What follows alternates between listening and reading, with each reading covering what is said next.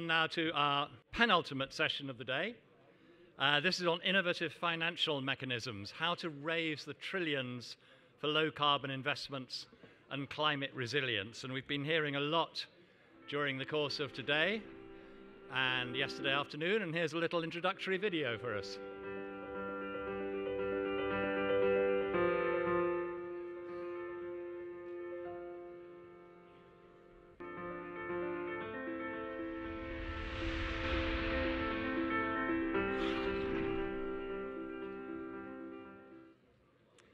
That's lovely. So we can welcome on stage our chair, who's Mr. Dipak Dasgupta, Distinguished Fellow of TERI, former Principal Economic Advisor at the Ministry of Finance in the Government of India. While they're getting mic'd up, I'll just introduce them to you. We have Mr. Krishan Dhawan, who's CEO of Shakti Sustainable Energy Foundation.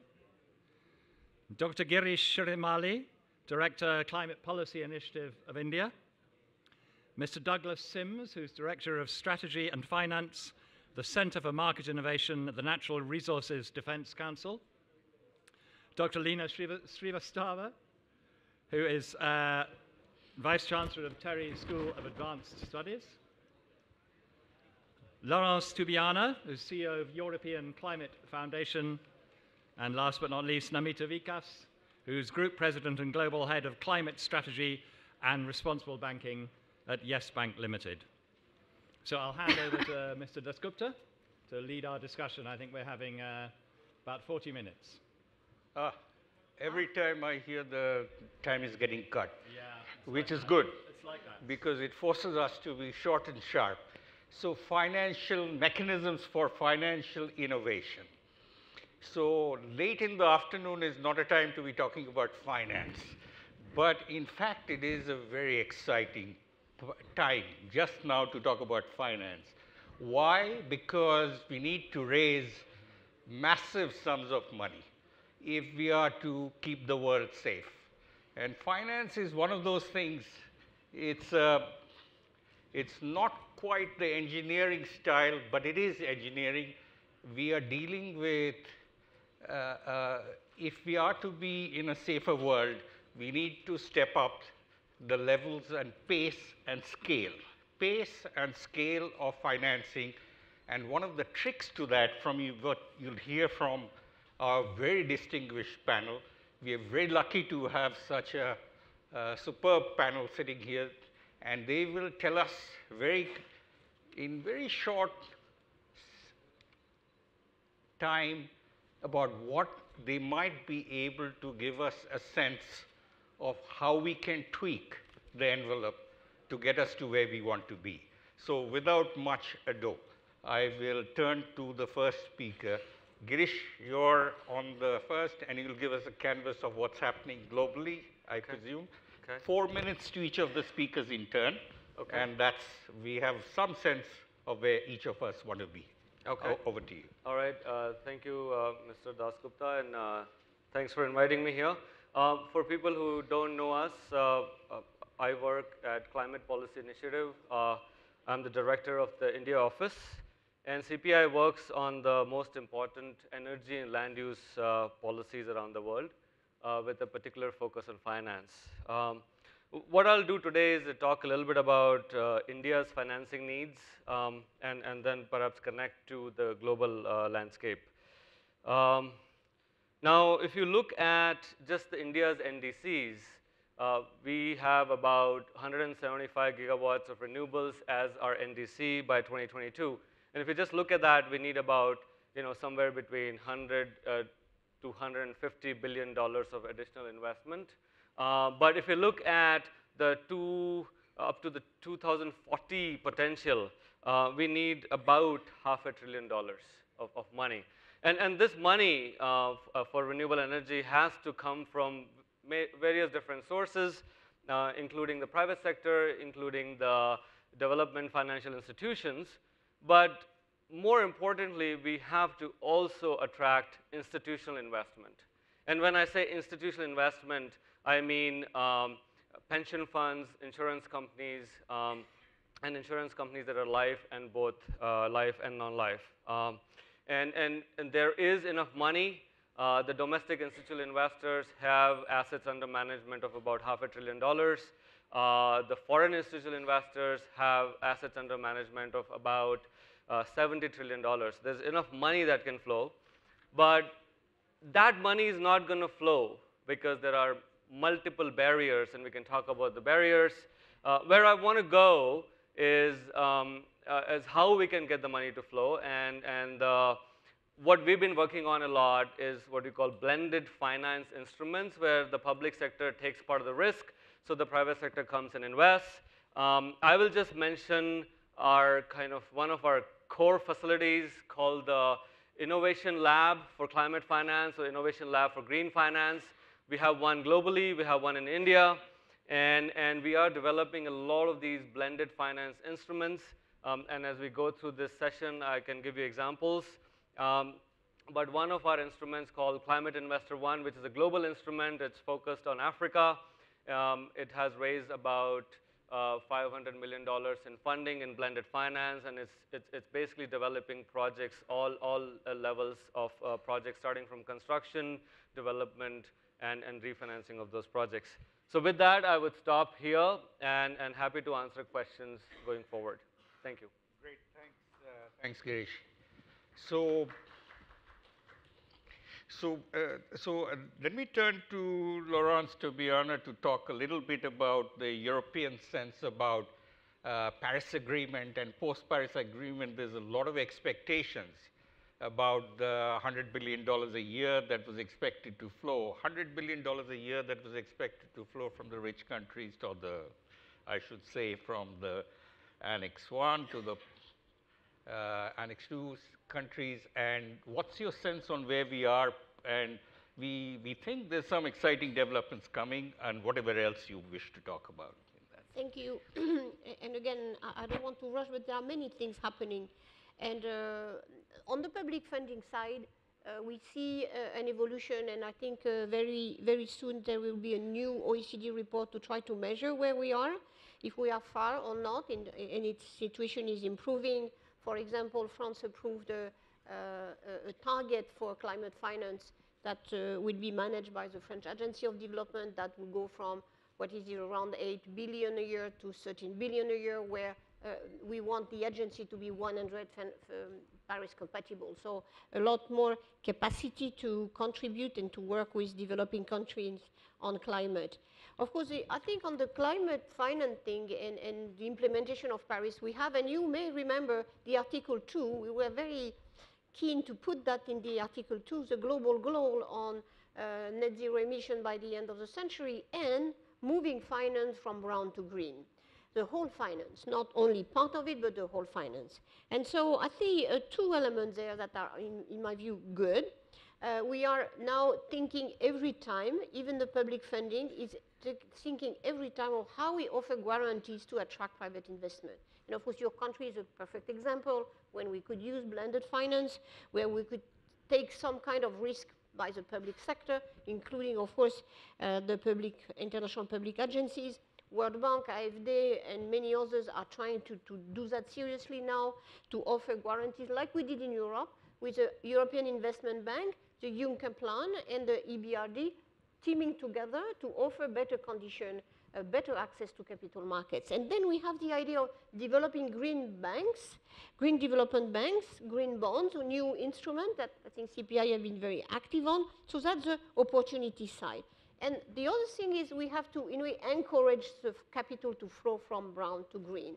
And that all the operation around risks, some very important actors like BlackRock and other pension funds are now looking to climate-friendly investments.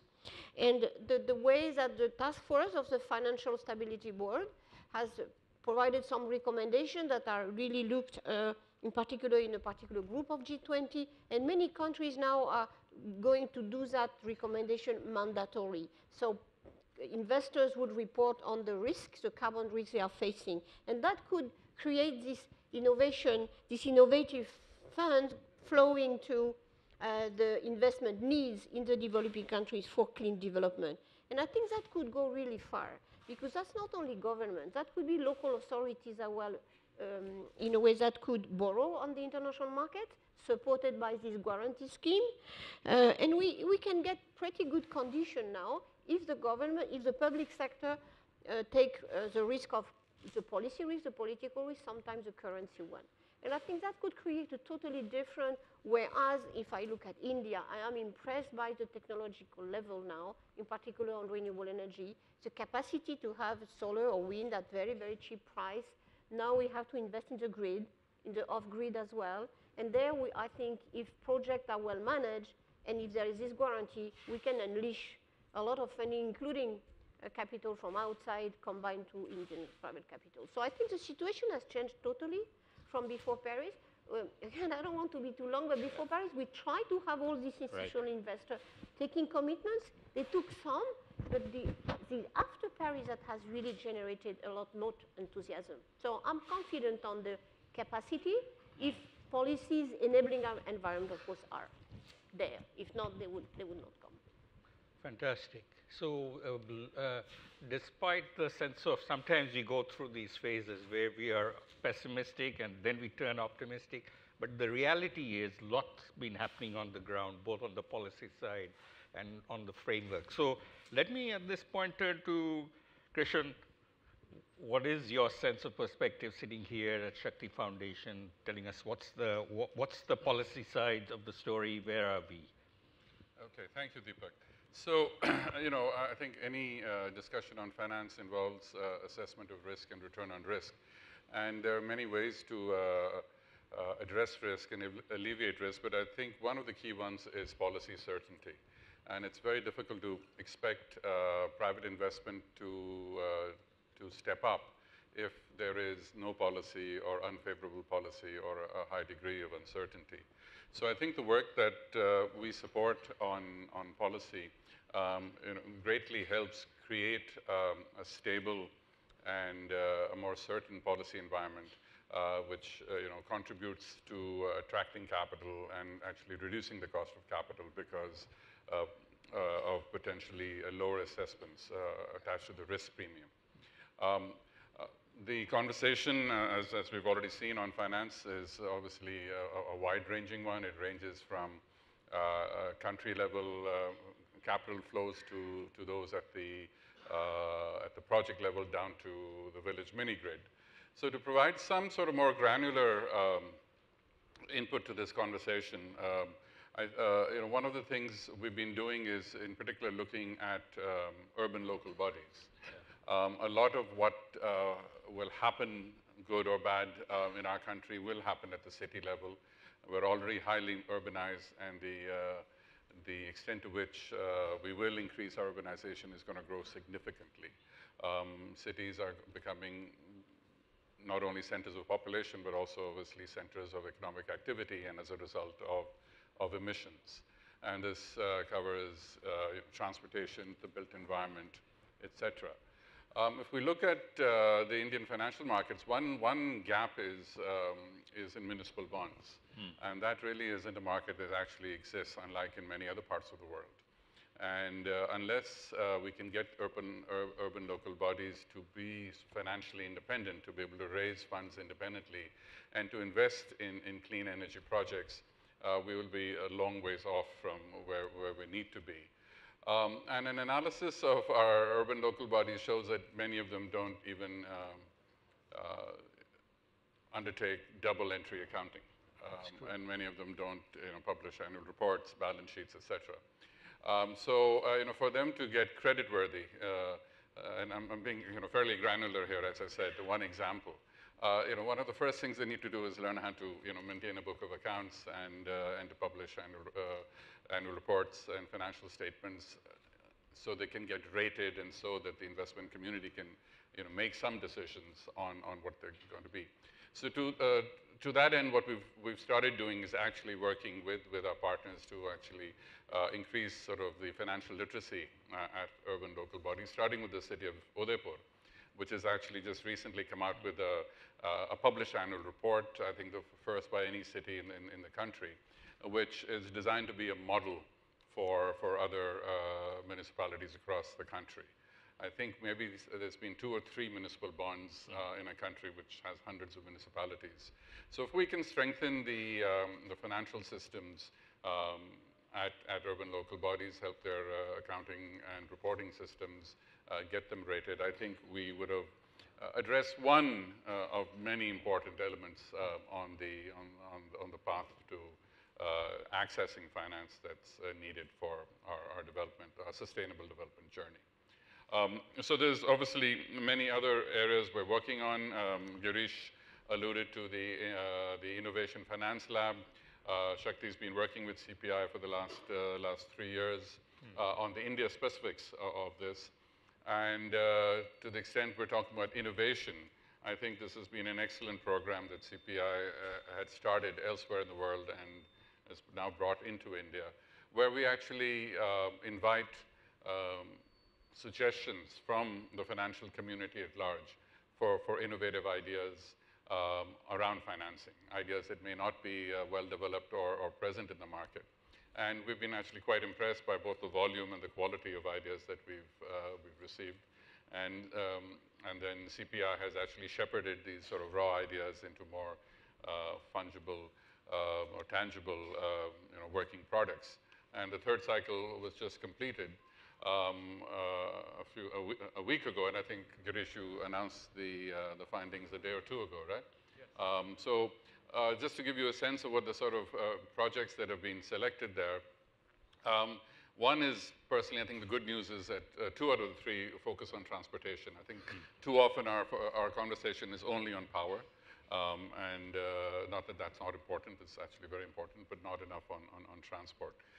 If we have time, I'll get back to those, but I'll pause now. Great, thanks. So the 3 operative words for the panel that we talked about is pace, scale, impact. And in a sense, Krishan is beginning to think about and talk about the impact, granularity at the local level, at the municipalities in Udaipur. So maybe Douglas, you can tell us a little about impact. How do we create scale, pace, and impact? What are the lessons that you bring from NRDC to us? Sure, thank you, Dipak. I think starting high level, I think to make finance flow, there's probably 3 major elements.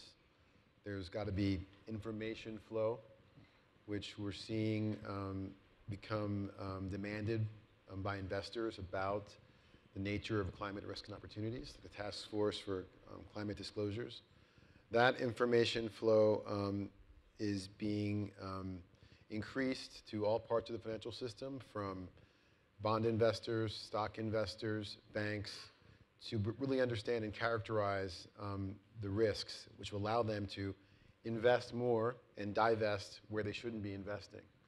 As the climate theme becomes clear, there's more and more assets out in the market. We're seeing that the performance of these assets actually exceed brown assets. There's been regressions done by some very well-known investors, which actually go back pretty far and still show that a portfolio that's decarbonized isn't really any riskier than one that is decarbonized.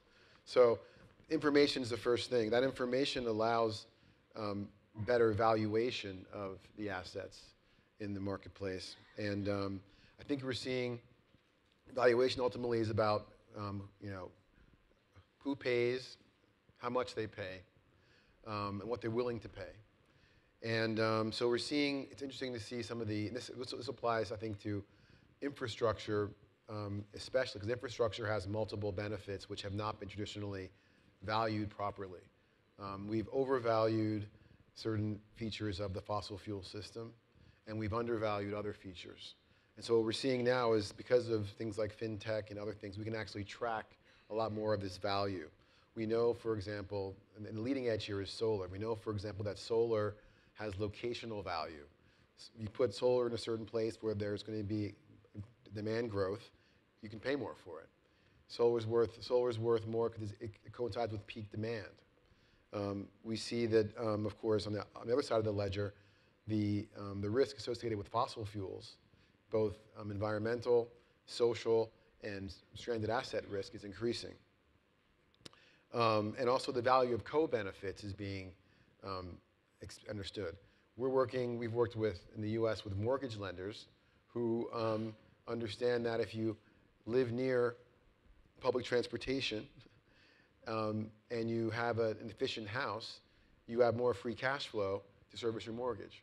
So the community is starting to understand that these actually have some value and to be embedded in value.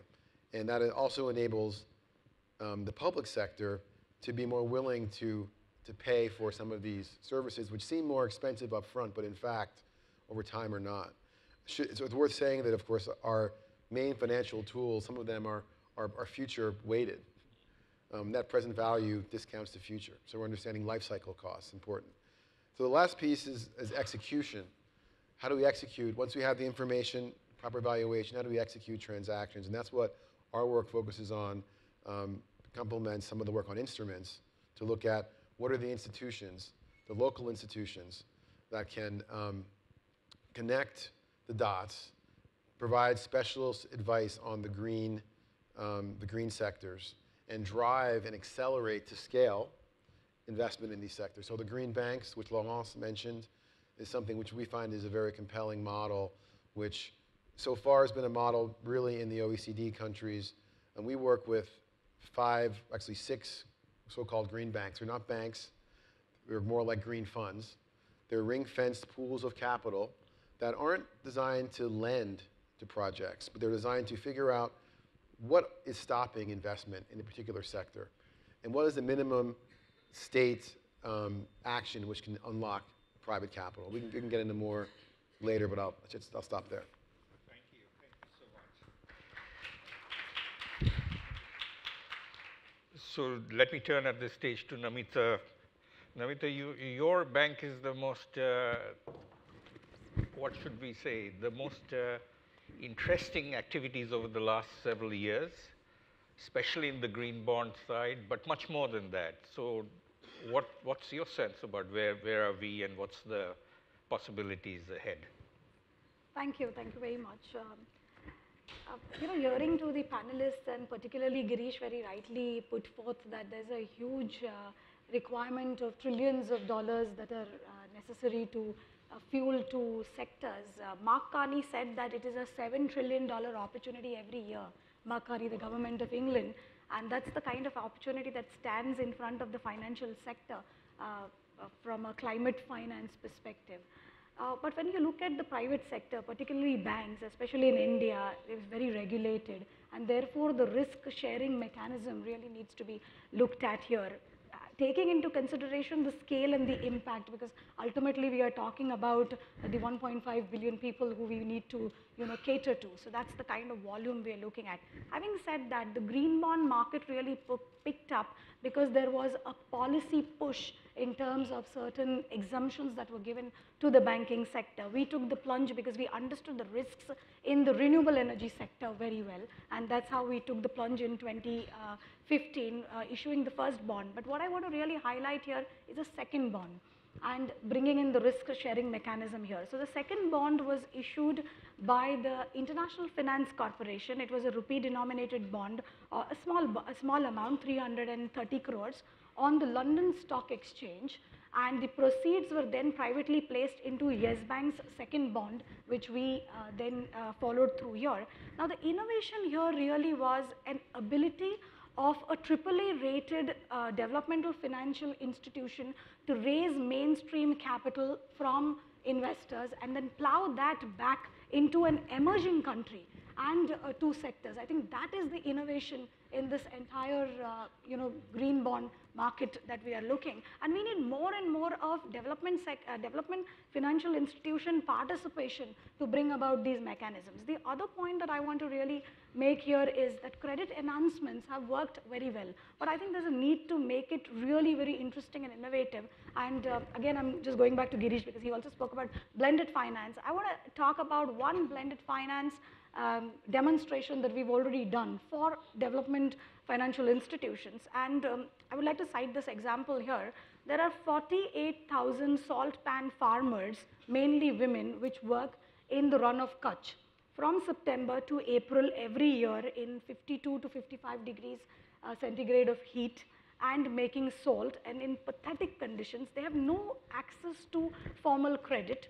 To be able to do the salt making process, they have to run diesel pumps and borrow from money lenders at anywhere between 36 to 100% rate of interest. So they are really, kind of labor for these money lenders who pay them about 25,000 rupees, so about $300 after the whole exercise, and they work rigorously for that kind of money, so livelihoods.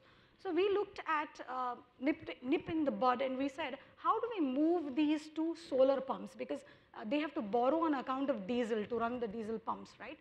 So we said, so we took a cohort of 600 women and we moved them to solar pumps on the back of a lending that we got a local bank to come forward. So the local bank agreed to do, to provide finance to buy solar pumps. We said we will create a credit enhancement, and which is like a guarantee that we would give for the loans that the women would get. We also created a credit affordability factor, because the local cooperative bank rate of interest is about 13%. So we did an interest subvention of 8%. So the women need to pay only 5%, and a kind of a capacity support grant. And this model has started working. Their income levels for this year have gone up from 25,000 to 72,000 rupees. Fantastic. So that is a very interesting model. Now, just look at it. The opportunity here is 48,000 which are already working. Look at the aggregated nature of Indian economy. So there's this huge volume. This can be applicable, we heard one of the panelists saying earlier, in other countries.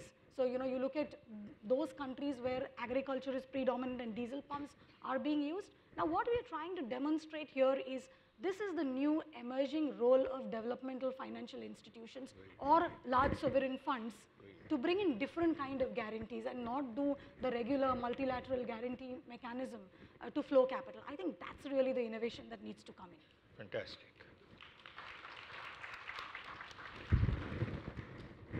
So let me turn to Leena. You've heard the finance gurus talking about different things they're doing, especially where do you think we are headed with innovative mechanisms, finance mechanisms? Are we going to go to these more difficult places beyond the clean energy stuff that we already do? And your sense about communities and participation, or anything else that you want to talk about at this stage? Okay, thank you, Dipak. It's actually very daunting to speak amongst the financial gurus that you're talking about, but I think one of the things we need to recognize is that we are living in an extremely dynamic environment. So what we think are major challenges are actually being solved pretty rapidly as we go forward, as we have seen in the case of the renewable energy sector and the pace of progress that has taken place over there. When we talk about availability of finance, there are new instruments that are being looked at. There is a shift away from existing brown kind of resources that we are talking about to cleaner resources. There is a reduction in the cost of some of these greener technologies that we are talking about at a pace which is ensuring that the need for finances itself might not be as large as what it is that we may have anticipated, or that there are other sources of finance that will now become available because of the relative attractiveness of some of the green solutions in the market that we are talking about. The challenge still remains on to whatever extent that we do have these financial flows that are coming towards the climate and sustainability interventions that we need to have, are they actually reaching, as you said, the more difficult sectors? Are they reaching the bottom of the pyramid? Wonderful example that Namita gave, congratulations on that. Are we doing enough for adaptation? Are we doing enough for resilience building? I think these are a few questions that we do have to address ourselves to. It is also a question of, and I go back to the point that Gireesh made, that do we have enough policy support for each of these areas? Yes, if I take the example of India, we do have a number of programs that are seeking to support renewables, to green forests, green the country and expand the area under forests, that are looking to also build adaptive capacity in the country, etc. But what I often see missing is that, do we have a grand plan? Do we know that these are the amount of resources that are available to us and this is the manner in which we are going to allocate it? Do we have the frameworks through which we are able to say not just whether we are investing in the right kinds of projects, but are those projects going to give us the outcome that we are actually seeking from these financial flows that are taking place into those sectors? And I think that kind of master plan, or call it by any other term, is what is missing. The second thing I would like to point out, and I'll probably stop with that, is that even if you look at Agenda 2030, and climate change is definitely a part of that as well, or even look at the Paris Agreement, which recognizes sustainable development. These agreements talk about looking at all the goals that we have in an integrated, undivided manner. And that is easier said than done. So one of the things that we have been talking about quite a bit in the last several years is the food, energy, water nexus. Links up to climate change as well, links up to sustainable development on the other side. But what do we have in terms of operation? Whether it is administrative reforms to be able to undertake or look at some of these goals in an integrated manner, whether it is looking at your priorities for allocation of resources, whether it is the financial mechanisms and the instruments that we are deploying, are they actually promoting this kind of an integrated approach? I think there are a number of areas in which we need to focus, in which we need to build capacities, and we need new instruments possibly that have to be deployed. And there is a lot more work that needs to be done than where we are today. So I'm not that worried about the total volume of finances that are available, but how these are going to be deployed and whether we are actually going to get the outcome that we need. Thank you. Excellent. So we have a few minutes to talk a little bit about where you think the next stage of the game is going to be. When I look at the Government of India's plans for the country as a whole, and he talked about what's the design, what's the overall design, what's the policy support.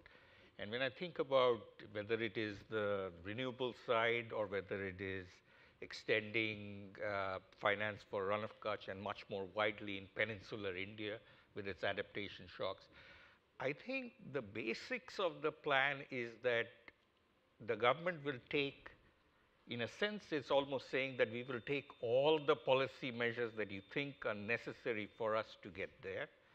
But the ball is now in your court. You tell me what it is that is holding back the flow of finance for those purposes that make the most economic and social sense. So let me take up with maybe with Gireesh, I'll start again, which is this, we heard this term blended finance coming in through several of the speakers here. Blended finance is essentially, for the audience, is about government money or official money coming in small amounts, or for the most effective to galvanize private flows of finance. One of the interesting questions that we had for our audience, and those questions don't flash, is that how much is the quantity of blended finance that actually flows across the world? When we think about net ODA flows, which is around $250 billion a year, and you go to blended finance, how much is the quantum of official blended finance? And I'll ask Gireesh, since he does a lot of this, what's the percentage do you think is the quantum of blended finance that is actually flowing relative to that $250 billion of ODA, which is like grant money flows? Any thoughts? So I don't have an actual number on the blended finance, but maybe if I can take a slightly different route. But let me tell you what the answer is then. Yeah. It's 1%. 1%. Yeah. So imagine we have a, huh? That's because it's totally new. I think when I look at the policies of all the funding agencies, they are meant to spend, and they are meant to spend quite quickly as they can, and they have in this complicated dialogue with the governments. And their mandate was to spend and to really make the project and then to recognize that they were doing their job. Blended finance is a totally new job. And we don't know even at what level the risk should be taken. And that's an entirely new thing. And when you combine what you were saying, local blending, aggregating project, discussing of the policy environment, we are now in a new world. In particular because now institutional investors are coming in and they want very clear projects, they want timeline, they want security. That's normal that it's only 1%. I'm chairing the board of the French Agency of Development. I can tell people are just beginning to think, should we spend this 13 billion a year or should we use this 13 billion a year as a leverage? And it's a just totally different job. And we are pushing them, I can tell. We are pushing the team to do differently. And that's the same as the World Bank. So leverage, OECD, when we did a report for Paris, the leverage of the multilateral development banks to private funding was very low because that was not their job. So we've got two clocks here. Mine is saying 6, that one's saying 6:10. I think there's some approach to cut us off. So Gireesh, just as an aside. 6 o'clock. 6 o'clock. I think that's correct. So, I have 6. So my watch is right. So we have a little time then. Yeah. So the question is, here is Namita's group looking at the situation on the run of Kutch, and she sees the scale of problem which a little bit of finance would go such a long way to the local banks. And I'm hearing the other part of the story, which is that we're doing 1% in blended finance despite all the talk. So we've got this gap, massive gap between the opportunities that financial institutions are ready to do and the role of policy making and governments across the world deciding what they need to do. And in a sense, that's what Mr. Modi is telling us. And that's what Mr. Macron is telling us. That, you tell me what it is that how do we need to reshape the instruments of how we operate. You tell me how the financial institutions need to reshape. And if needed, we'll create new institutions if the existing ones don't do their job or don't respond to the demands.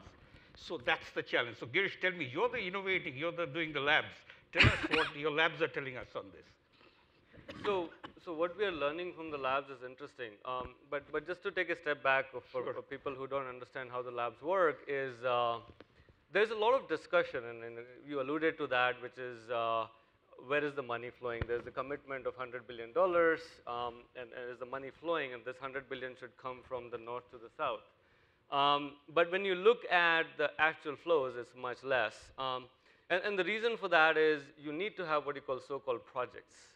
Or you need to have pathways for that money to flow. The money is not just going to flow on its own. And that's where we come towards these blended finance instruments. And this is the reason why we set up these labs, which are essentially creating those instruments where money could flow through.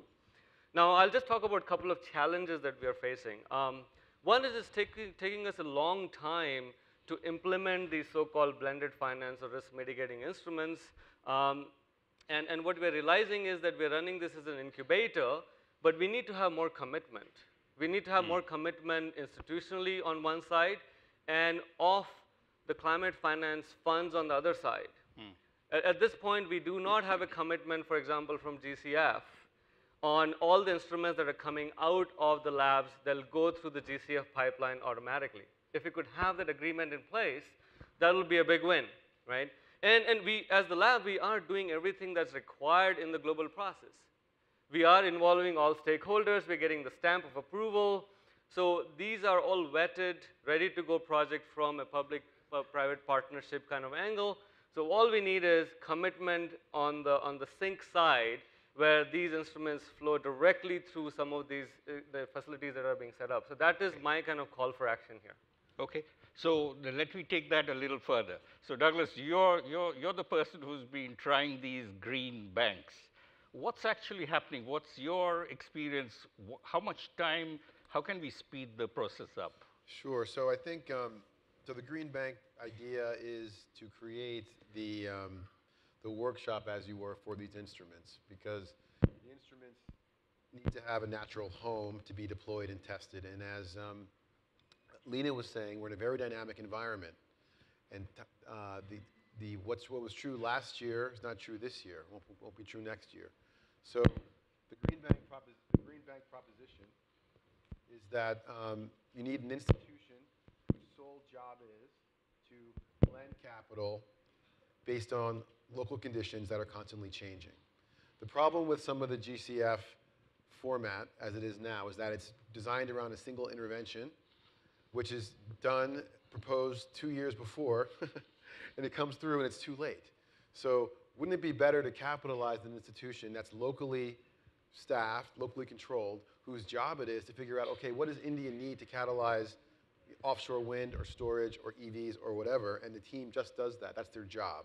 Their job is to achieve the NDC of India. So this model has not been tried in emerging markets. There's several efforts being developed as we speak in Asia, Latin America, India, Africa. And it will be different than the models that were done in the North. But I think one thing is bears saying about some of the successful models in the North, that they're all different. You know, and they're not, and I think one thing that I learned in this process from the Green Bankers was that their success isn't always about leverage in a transaction. It's about demonstration that this product works. Just to take two quick examples. In the UK, which is maybe the most famous green investment bank, the government said, we don't have a lot of land, we have a lot of water, let's do offshore wind. The UK was very late to the party in offshore wind versus Germany, Netherlands, and Denmark. But they got in and they said, here, Green Investment Bank, hire some top flight bankers, here's £5 billion, figure it out. So there was no particular instrument that they were forced to use. So they experimented, and they started out with doing senior debt and operating wind farms. Then they went to construction debt. Then they went to equity, minority stakes. And then they formed the first offshore wind fund. And that fund attracted, guess who? Institutional investors who had never invested in offshore wind. Pension funds, insurance companies. So that demonstration value has catalyzed that entire market. Other banks do use a lot of leverage. So in Japan, which is the opposite of the UK in their focus, Japan wanted to professionalize and build the class of developers of small projects. So they invest in equity. Equity gets, in equity funds, 9, 10, 12, very high amounts of leverage. So there's different ways you can bring in capital and get to scale. I'll stop there. So yeah. Can we get an audience question flashing?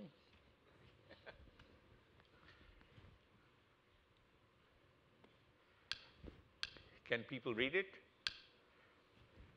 So audience is primed to what they need to do?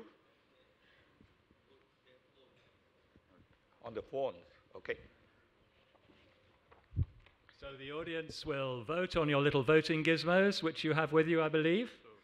And in a minute, you'll get the 10-second countdown. There we go. We've all been shot.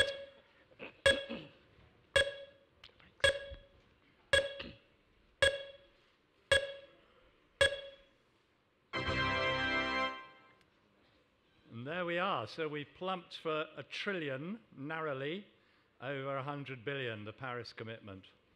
And there it is. And nobody was in favor of the tiny one, which has gone off the screen now. Any quick thoughts from the panel on that? Any surprises? So the question that we had asked the audience was, what is the total annual financing gap that 64 developing countries had actually written down in their INDCs? And the answer, and you had these 10, 100 billion a year annual, 500 billion or $1 trillion. And the audience opted for $1 trillion. My congratulations to the audience. Any sense from our side here? 2.5 trillion loan. Total. Yeah. Total. Yes. Yeah, this is Opinions. So well done. Well done, the audience. You're all Well paying done. attention. Excellent. Okay. we will wrap it up. I just want to give Krishan a chance to, we have about a couple of minutes to close. 15 minutes. Thank you, Dipak.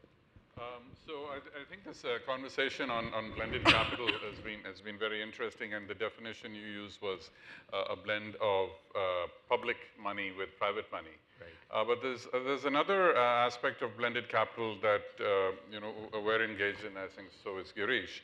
Is that the world of philanthropy is willing to actually put forward very patient capital.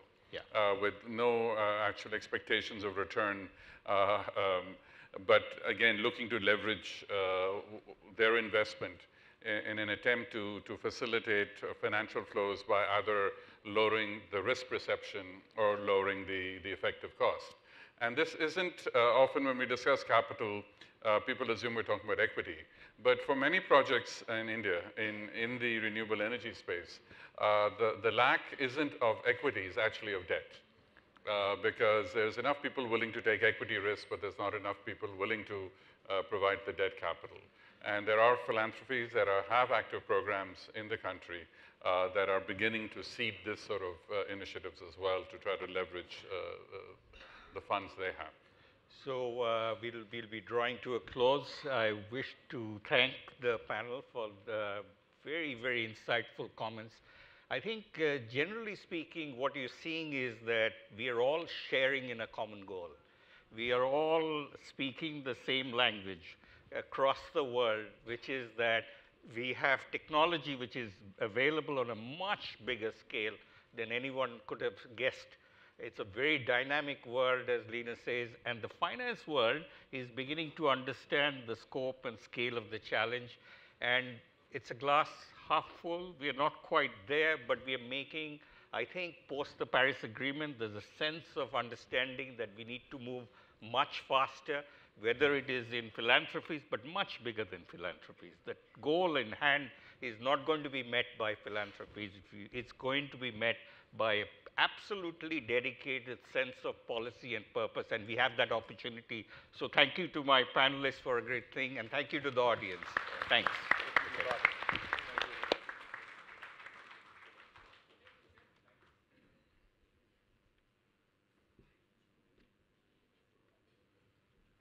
Thanks very much indeed. Thanks, well done. See you soon, Namita. Cheers, take care. Okay, ladies and gentlemen, we're on to our final session for this evening. In some ways, it's going to be one of the most fascinating ones, I think. It's on the theme of partnering to create a green, clean, and prosperous world. Now, that's something which involves governments, clearly, but not only governments, because there's stuff which governments can do, there's stuff which business can do, there's stuff which civil society can do, but individually they can't do all the stuff that needs to get done.